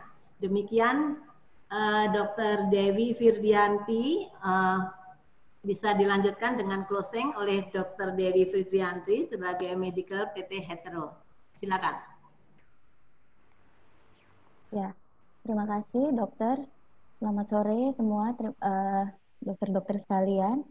Saya mau mengucapkan terima kasih atas kerjasama antara PDPI dengan Hetero dan mewakili PT Hetero. Saya mengucapkan banyak terima kasih kepada Dr. Agus selaku Ketua PDPI, juga kepada Dr. Ana Rima yang telah mengarahkan acara ini sehingga menjadi acara yang menarik, lalu kepada Dr. Laksmi dan Dr. Sita yang sudah membagikan ilmu, pengalaman, dan pengetahuannya kepada kita semua, juga kepada para panelis, Dr. Reza, Dr. Sofyan, Dr. Dewiana, Dr. Pantas, dan juga Dr. Ahmad Hudoyo ya sudah ikut memberikan masukan dan pengalamannya kepada kita semua. Semoga acara kali ini menjadikan acara yang berguna dan menambah khasanah keilmuan kita semua. Dari kami PT Hetero akan selalu berusaha menyediakan produk yang berkualitas dengan harga terjangkau agar kami juga dapat menolong pasien lebih banyak. Seperti produk pemetrexed, yaitu Pemtero yang saat ini juga sudah terdaftar di Taiwan untuk non-squamous NSCLC dan sudah melewati uji stabilitas. Selain itu, kami juga memiliki produk erlotinib, yaitu Erlonib, di mana bahan bakunya sudah mendapatkan approval FDA, dan Erlonib sendiri sudah diakui di Eropa. Saat ini Erlonib sudah beredar di beberapa negara, baik di Eropa, di Latin Amerika, maupun di Asia, seperti di UK, di Nederland, di Chili, dan Thailand, dan baru-baru saja ini launching di Filipina. Erlonib memiliki hasil bioekovalensi yang baik, di mana studi dilakukan oleh pihak ketiga yaitu Lambda yang juga sudah diakui oleh FDA dan Eropa dan juga berbagai badan otoritas dunia lainnya. Demikian sekiranya yang dapat kami sampaikan. Kami berharap kami dapat terus bekerja sama dengan PDPI sehingga kita dapat menolong pasien lebih banyak. Akhir kata, kami mengucapkan terima kasih kepada dokter semua yang sudah menjadi garda terdepan dalam penanganan COVID-19. Semoga dokter selalu diberikan kesehatan dan pandemik ini segera berlalu. Terima kasih. Terima kasih. Assalamualaikum warahmatullahi wabarakatuh. Ya, terima kasih. Assalamualaikum warahmatullahi wabarakatuh. Saya kembalikan ke host mungkin ya, Dr. Alfian.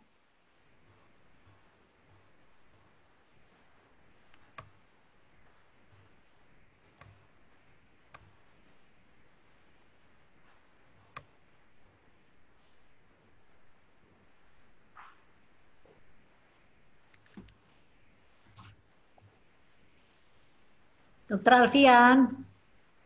Oh, Dr. Alfian mungkin sudah ada di luar mungkin, ya. Terima kasih semuanya. Mohon izin live, nggih. Ya, saya juga izin. Assalamualaikum. Ya, selamat sore, terima kasih. Sampai ketemu. Terima kasih, dokter. Ya.